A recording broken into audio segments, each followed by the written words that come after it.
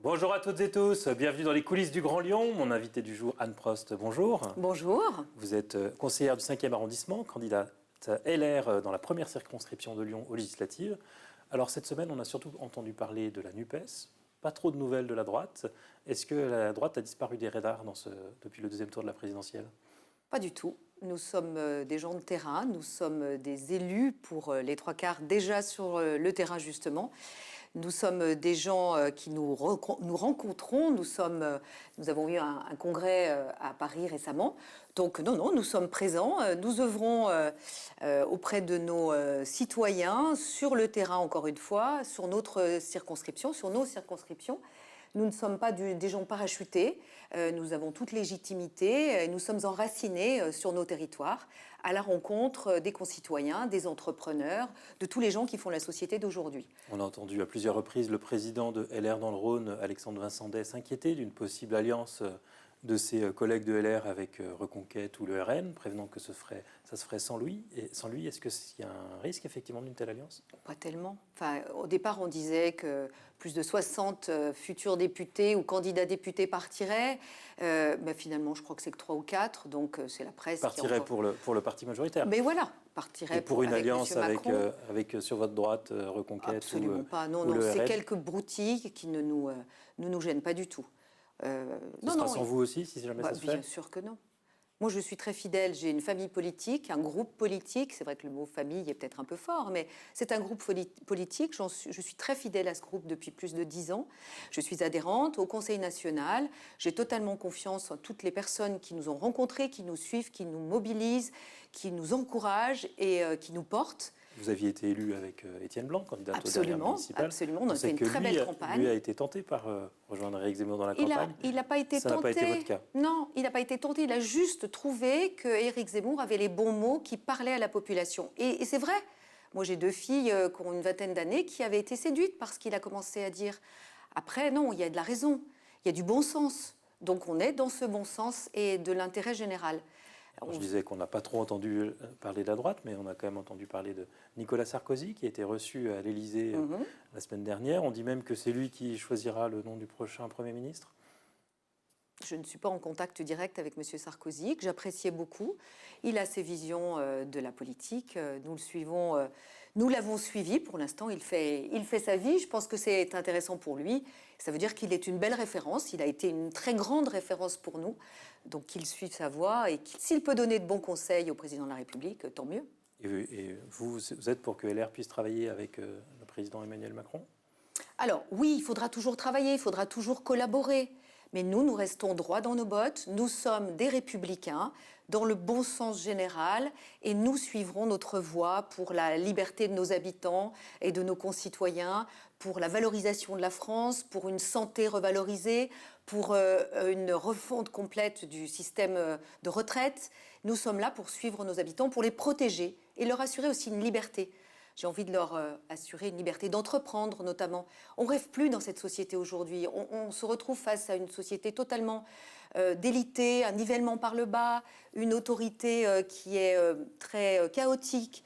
Donc, on a besoin d'une droite forte, puissante. Et ce n'est pas parce qu'on ne parle pas qu'on ne travaille pas. Vous savez, travailler sur le terrain, je l'ai fait depuis des années. Donc, ayez confiance en nous. Un mot sur la situation locale. On sait que vous êtes élu d'opposition dans le 5e arrondissement, élu d'arrondissement.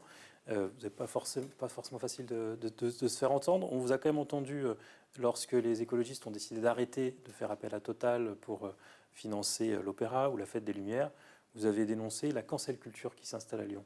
C'était des mots de provocation ou Absolument, il faut provoquer. Vous savez, je suis le poil à gratter dans cette municipalité. Sur un conseil d'arrondissement, en effet, il est difficile d'exister. Je suis seule face à une majorité écrasante et très désagréable, qui pour moi est totalement hors sol.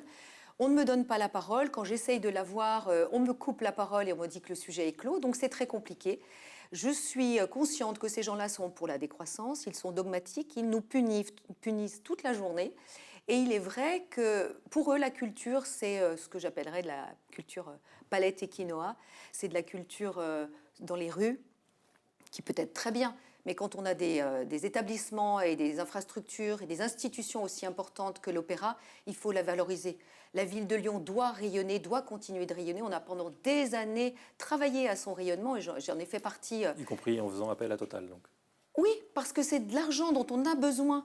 Donc, Total n'a pas que des actions négatives. Donc, quand on a besoin d'argent, on ne va pas chercher de l'argent chez un dictateur.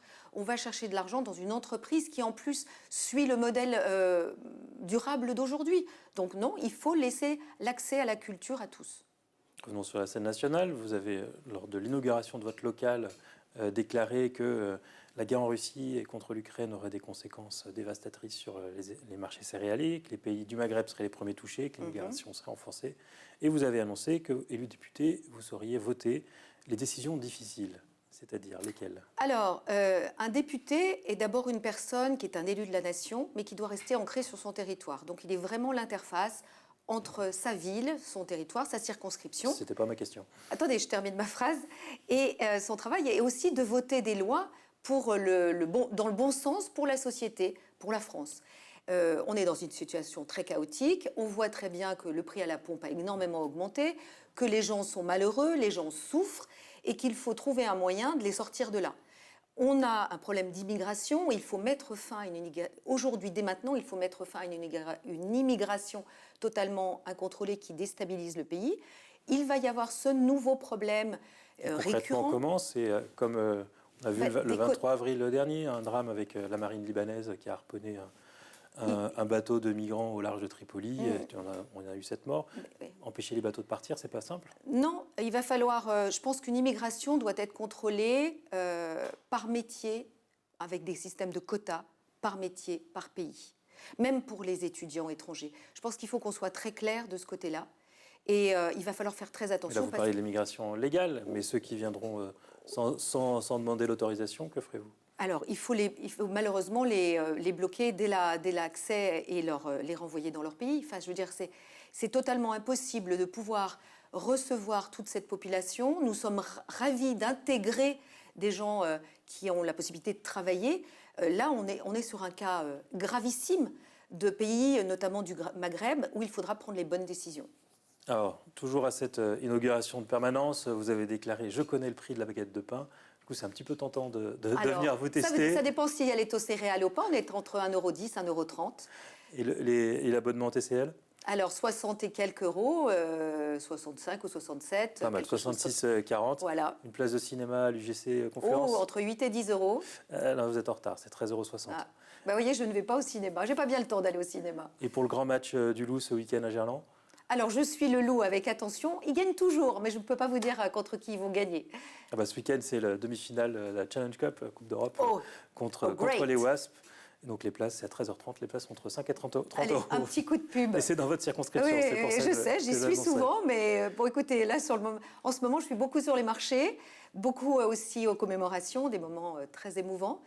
Et puis, beaucoup sur mon territoire, à la rencontre de, je disais, les acteurs économiques. Moi, je suis très, très sensible à la liberté d'entreprendre dont je parlais. Il faut donner envie à nos entrepreneurs de continuer à avoir confiance en la France. Et on vous reverra sur ce plateau dès vendredi. On ne parle pas de NUP. Vous voulez parler de NUP? Oui, en 2 mots, c'est quand même quelque chose d'extraordinaire. On est dans un système hors sol. C'est le pire du pire, ce monsieur Mélenchon. Franchement, il faut y réfléchir. Cet homme, c'est un espèce de, on va dire, un mariage avec Mélenchon, c'est un divorce avec l'Europe.